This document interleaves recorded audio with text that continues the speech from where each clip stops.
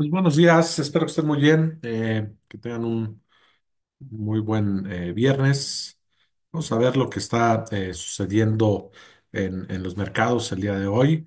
Se recuperan, sobre todo aquellos activos que han estado cayendo de manera importante en los últimos días, las últimas semanas. El Nasdaq sube 1,4%, el Russell 1,2%, el Standard Poor's también se recupera 1,1%, el Dow sube 0,8%. La volatilidad implícita viene a la baja, viene, digamos, todavía en terreno de nerviosismo, ¿no? Porque estamos hablando de un 23% para los próximos 30 días. Vemos el Bitcoin subiendo de manera importante también, no está, sigue estando en niveles bastante bajos, alrededor de los 82,000 dólares. Prácticamente todos los sectores, con excepción de consumo básico, consumer staples, cayendo, pero muy ligeramente, 0%. Esto es un poco el trade de recuperación, ¿no? O sea, que podemos ver que hay rotación dentro de las acciones en Estados Unidos, donde muy probablemente haya gente que esté saliendo de estos sectores que son más defensivos, que en realidad no se ven tan afectados en una recesión, pero tampoco tienen un upside o un posible incremento en los precios de las acciones, tan alta como puede ser tecnología, como puede ser comunicaciones, como puede ser consumo discrecional. El petróleo sube muy ligeramente, 0,2%. Seguimos viendo pues el petróleo más bajo de lo que habíamos visto últimamente.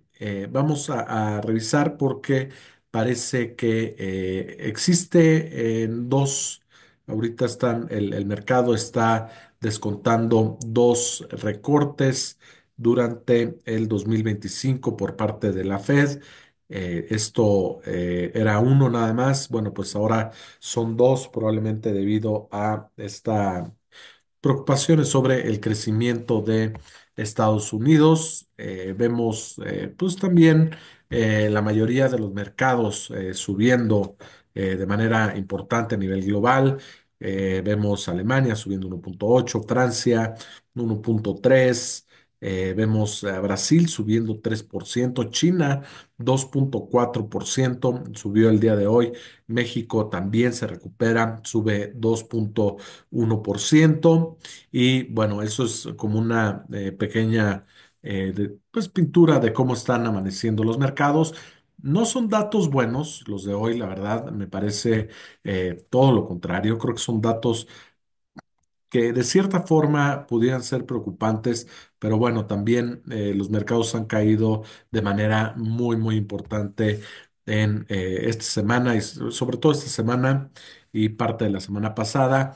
Vemos la inflación en Alemania recuperándose, subiendo después de una contracción en los precios, 0,2%. Se había contraído el mes pasado, en febrero, sube 0,5%. Recuerden que Alemania está en un momento donde sugieren que van a tener un déficit fiscal importante. ¿Que es un déficit fiscal? Van a estar gastando más de lo que ingresan, esto como medida para impulsar la economía. Esto es algo normal en el sentido de que es una herramienta para impulsar la economía, el gasto del gobierno y bueno, es lo que estamos viendo. Probablemente tenga algo que ver en los precios a medida que pudiera haber mayor demanda, aunque todavía es muy pronto. Bueno, vemos que sube 0,5%. Malas noticias en el Reino Unido, el Producto Interno Bruto durante el mes de enero se contrae 0,1%. muy por debajo de lo que vimos el mes anterior en diciembre, donde creció 0.4, es decir, el Reino Unido con contracción en el Producto Interno Bruto, por lo menos en el mes de enero. La inflación en España también recuperándose 0.4% después de una deflación de 0.1% en el mes de enero. Vemos la producción industrial en Italia también recuperándose 3.2%. eh, la producción industrial venía de niveles de contracción 2.7%. En China salen algunos datos como el Money Supply, incrementos en la parte de los préstamos en general, está alrededor de 7.3% el crecimiento. La inflación en Brasil, pues ligeramente, la inflación al productor 0.13, no es mucho, pero el acumulado del año está en 9.69, es una inflación al productor bastante alta. Las ventas al consumidor en Brasil no son buenas, vemos que se contraen 0.1% después de una contracción en el mes de diciembre de 0.3%. Lo más importante de este día, del día de hoy, son dos cosas. Primero, miren nada más las expectativas de la inflación en Estados Unidos. Esta encuesta que saca la Universidad de Michigan, 4.9% se espera en la inflación al corto plazo. Y la otra, la que es un poquito, que está más hacia mediano, largo plazo, sube a 3.9. Para nosotros ver un dato de 3.9 en la inflación dentro de 5 años, por los próximos 5 años, así lo miden en la Universidad de Michigan, tendríamos que irnos a 1993. Y recuerden que ya pasamos un periodo de inflación bastante alto. Bueno, esto pues es mucho más fuerte las expectativas de inflación. Y bueno, pues se debe, miren cómo ha venido subiendo, estaba alrededor del 3, se han estado pues estas expectativas de inflación desanclando de lo que habíamos visto anteriormente y de lo que habíamos visto pues prácticamente desde que pues muchos de nosotros hemos estado revisando los mercados.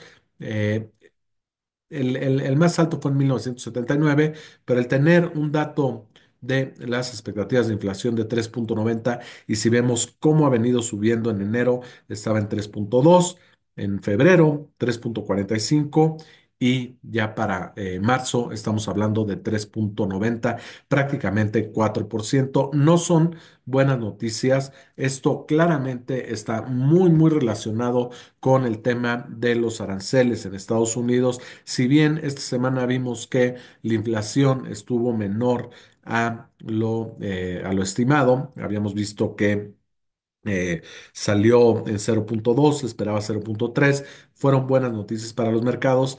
Creo que la gente y los inversionistas van a tener que poner un poquito más de atención en esto porque la Fed es un dato que revisa muy a menudo, muy de cerca, al estar completamente desancladas las expectativas de inflación en Estados Unidos, pues difícilmente van a poder actuar de acuerdo a los datos que estamos viendo de inflación, que lo que hemos visto es que han venido bajando o por lo menos bajaron en este mes.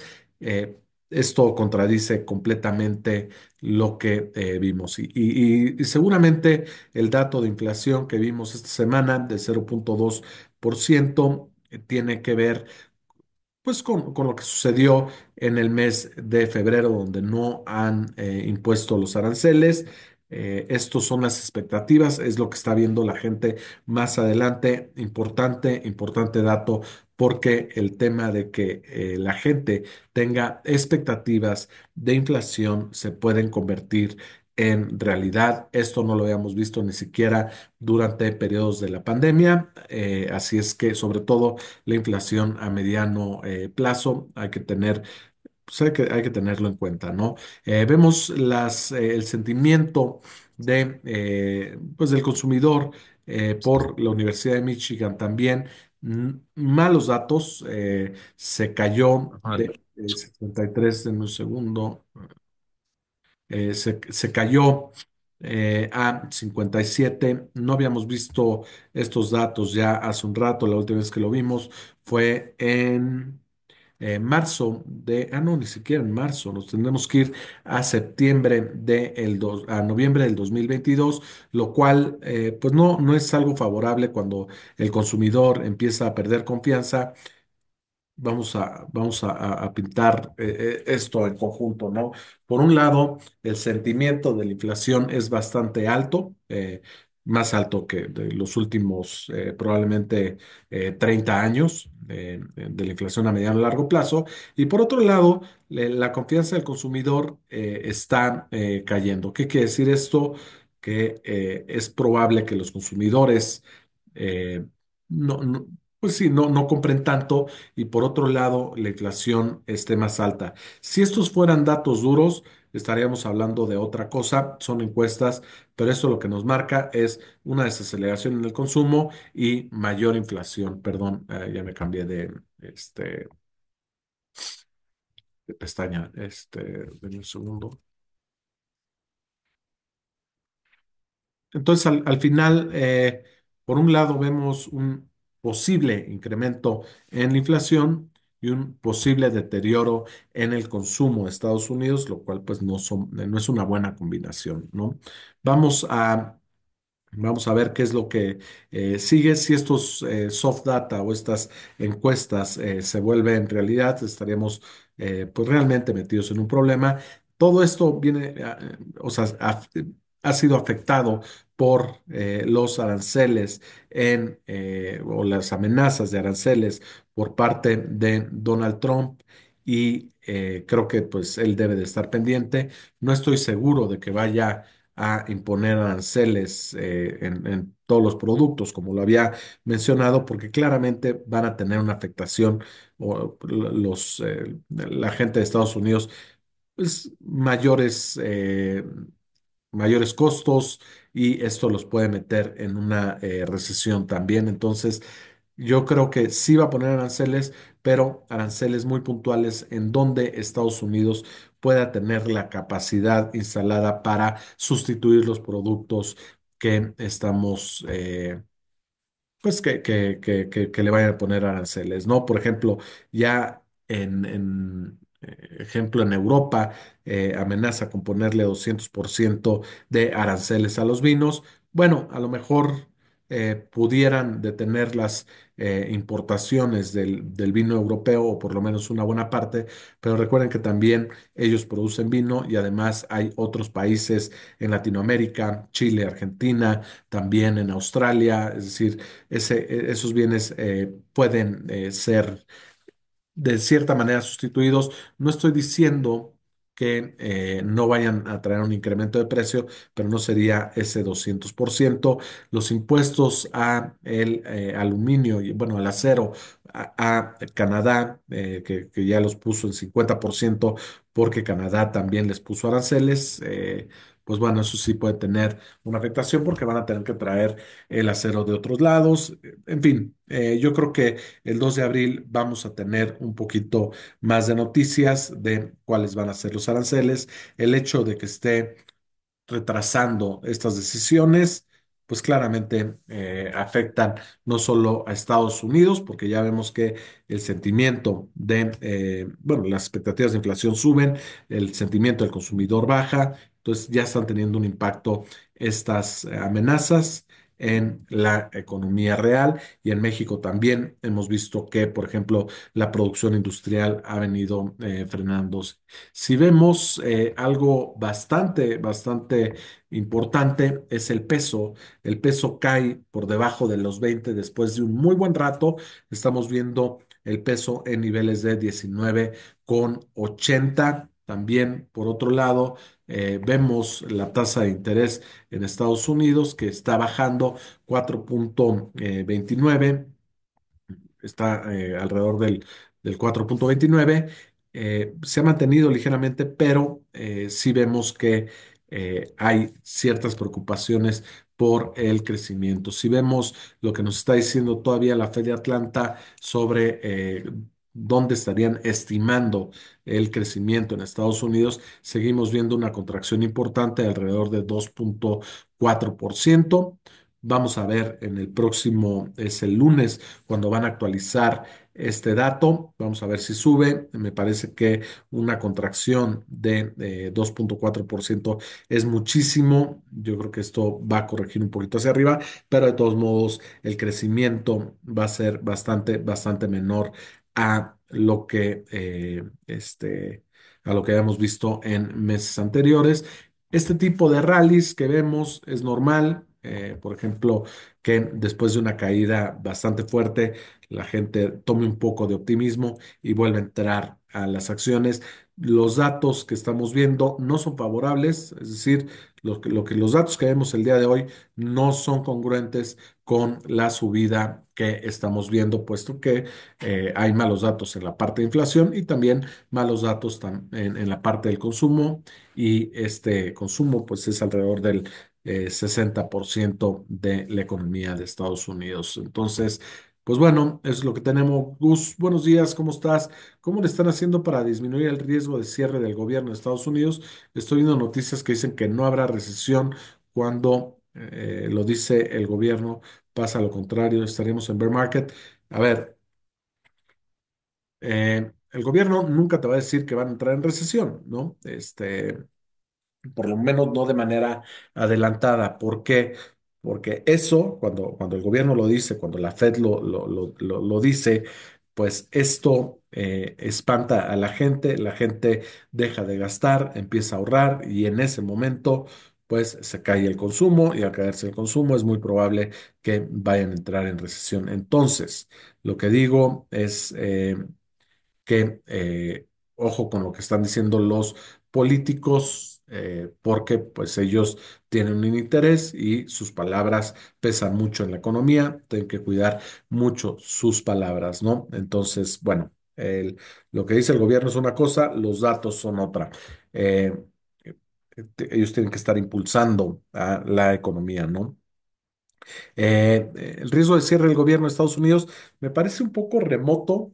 Antes había muchísimo más riesgo. Ahorita están alineadas todas las cámaras, es decir, los que dominan las cámaras, la Cámara Baja, el Senado y además el gobierno federal son los republicanos, y eso disminuye de manera muy importante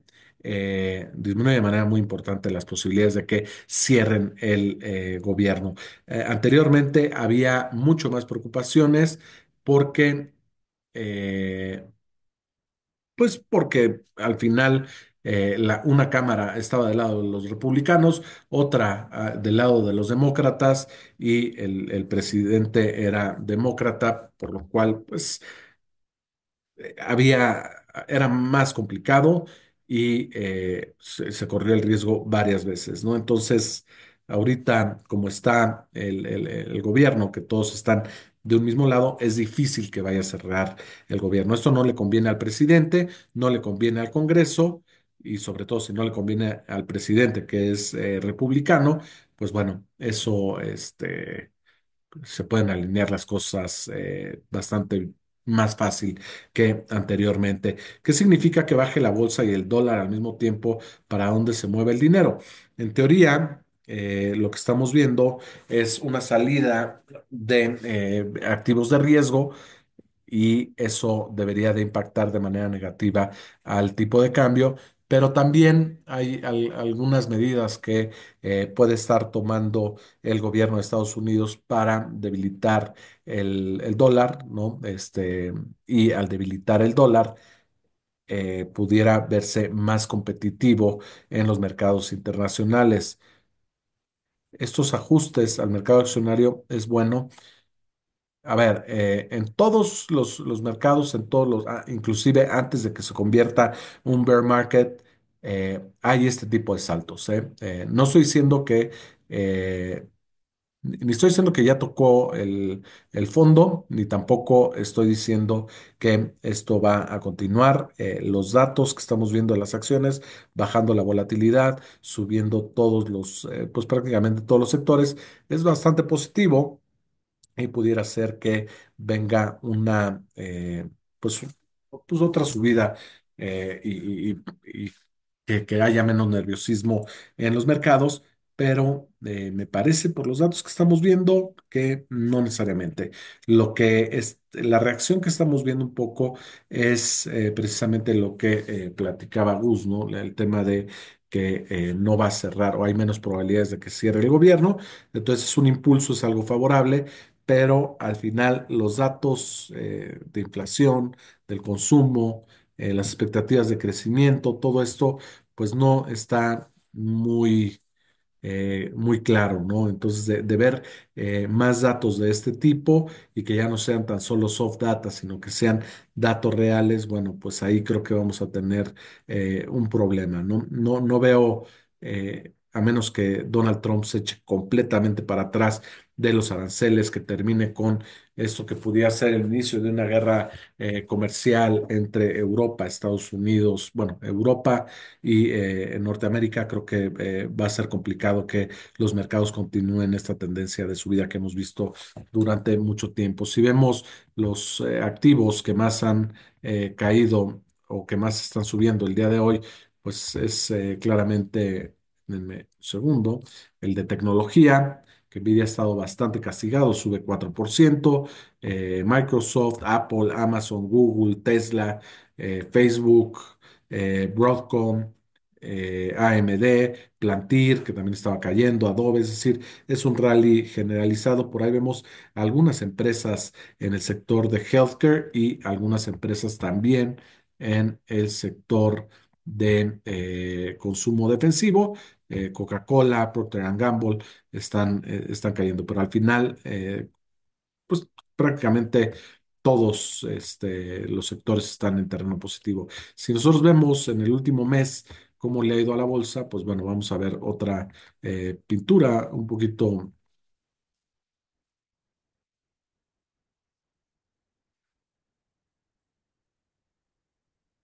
distinta, ¿no? En el último mes vemos que los mercados han caído y han caído de manera muy importante, sobre todo aquellas compañías que pesan más en el índice: Amazon, Tesla, Facebook, Google, Nvidia, Broadcom, Microsoft, Oracle, y los bancos diversificados, JP Morgan, Wells Fargo, inclusive algunos por ahí con caídas de más de 15%.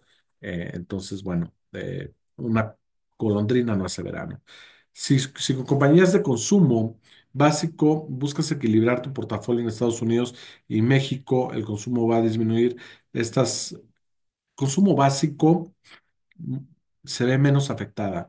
Si hay un bear market, muy probablemente vayamos a ver caídas también en ese sector. No quiere decir este, que cuando se caen las bolsas, la correlación riesgo sistémico como pues ahorita lo platicamos, pero cuando hay una correlación, se va a correlacionar, también va a caer consumo defensivo, pero va a caer en menor medida. Entonces, por eso es un activo refugio. Cuando hay caídas, cuando hay un bear market, son caídas generalizadas, también caen estos sectores, ¿no? No quiere decir que vayamos a ganar. Por eso no nada más hay que entrar en el mercado accionario, hay que estar también expuestos a deuda de mediano, corto plazo con de diferentes monedas, de diferentes países, porque eso sí nos va a ayudar. Por ejemplo, si viene una recesión, que no estamos viendo una recesión, pero si vendría una recesión, lo que pasa generalmente es que las tasas bajan. ¿Y qué pasa con las tasas cuando las tasas bajan? Es que los precios de los bonos suben. Entonces eso compensa un poco las pérdidas, pero no nada más, no el consumo defensivo. El consumo defensivo, si viene mayores caídas en los mercados, seguramente estaremos viendo pérdidas también ahí. Hay un riesgo sistémico en el impago de los reaseguros. Por ahora, no tanto, no hemos visto algo que sugiera que las aseguradoras y las compañías de reaseguros estén en problemas. Además, pues por ejemplo, a buen tiempo, vamos a decirle así, a buen tiempo se salieron de las coberturas de incendios, sobre todo en California. Muchas compañías salieron y, pues no les fue tan mal.